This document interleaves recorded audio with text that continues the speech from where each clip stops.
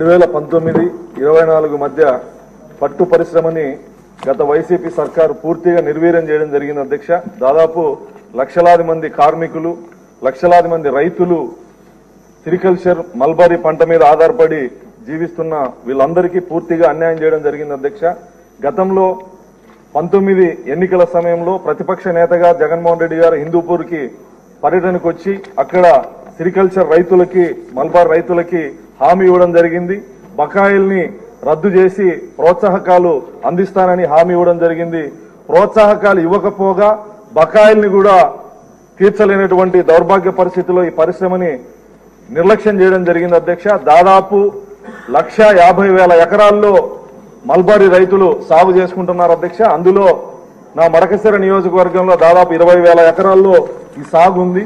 ఆ రైతులకి గతంలో తెలుగుదేశం ప్రభుత్వం గౌరవ ముఖ్యమంత్రి చంద్రబాబు నాయుడు గారు ముఖ్యమంత్రిగా ఉన్నప్పుడు ఇచ్చినటువంటి ప్రోత్సాహకాలు 19 నుంచి 24 వరకు పూర్తిగా రద్దు చేయడం జరిగింది అధ్యక్ష.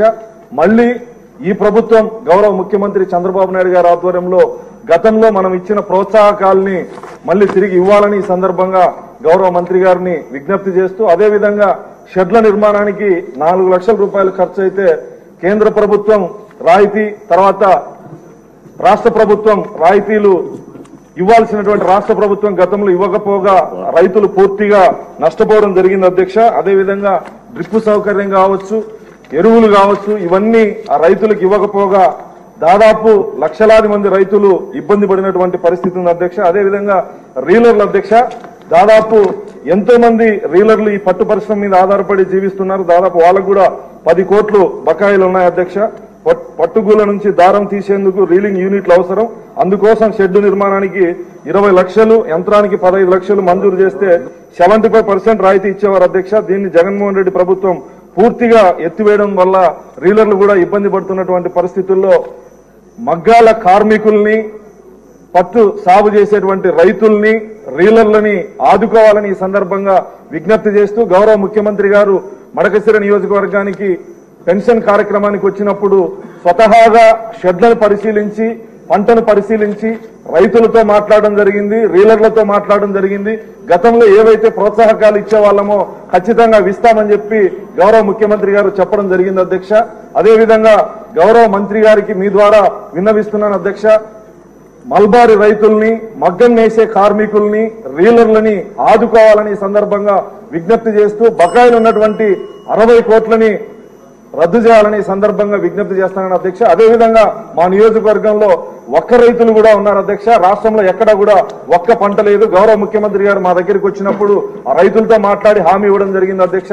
ఒక్క మార్కెట్ యార్డ్ ఏర్పాటు చేస్తామని, అదేవిధంగా ప్రాసెసింగ్ యూనిట్ కూడా ఏర్పాటు చేస్తామని హామీ ఇవ్వడం జరిగింది అధ్యక్ష. వీటిపైన గౌరవ మంత్రి గారు మీ ద్వారా సమాధానం చెప్పాలని విజ్ఞప్తి చేస్తాం అధ్యక్ష. 2019-24 ఈ శాఖకు ఒక పైసా కూడా బడ్జెట్ లో కేటాయించలేదు. అప్పటికున్నటువంటి బాకీలు కూడా తీర్చకపోవడం వల్ల పూర్తిగా ఈ శాఖ నిర్వీర్యమైంది అధ్యక్ష. మొన్న మేము వచ్చిన తర్వాత బాకీలు నెరవేర్చడానికి, అదేవిధంగా ఏదైతే 2014-19 ఈ రైతులను ప్రోత్సహించడానికి ఎరువులు ఇవ్వడం కానీ, క్రిమి సంహారక మందులు ఇవ్వడం కానీ, ట్రైనింగ్ క్యాంప్స్ పెట్టడం కానీ, దీని విస్తీర్ణం పెంచడం కానీ. ఎందుకంటున్నానంటే దీని విస్తీర్ణం ఎంత మనం పెంచగలిగితే అంత ఎక్కువగా రైతులకు ఉపయోగం జరుగుతుంది అధ్యక్ష.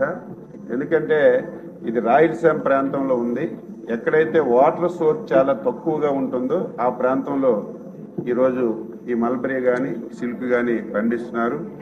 నేను ఎవరైతే సభ్యులు మన రాజుగారు అడిగారో మళ్ళీ పాత విధానాలన్నీ అమలు చేస్తాం.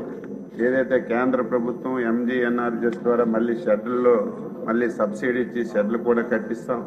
అదేవిధంగా ఈ బడ్జెట్లో దాదాపుగా 107.44 కోట్లు మొన్ననే బడ్జెట్లో కూడా పెట్టాం. తప్పనిసరిగా మళ్ళీ మల్బరీ సాగుని ప్రోత్సహిస్తాం. ఏదైతే 2014-19 ఉన్నటువంటి స్కీమ్స్ అన్నీ కూడా రివైవ్ చేసి వాళ్ళకు ఆదుకుంటామని చెప్పి తెలియజేస్తున్నాను.